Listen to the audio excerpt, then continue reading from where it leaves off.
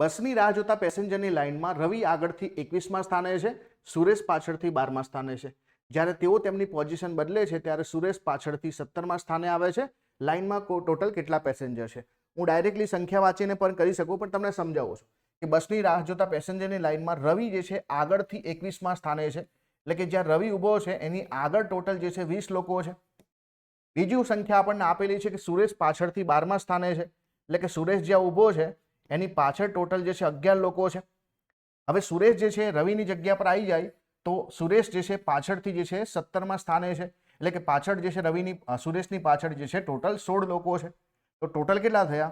20 + 1 + 16, એટલે કે ટોટલ જે છે કેટલા થયા? 6 ને 1 7, અને અહીંયા જે છે બરાબર 2 અને 1 3, તો 37 થયા, એટલે કે 37 આપણો જવાબ છે.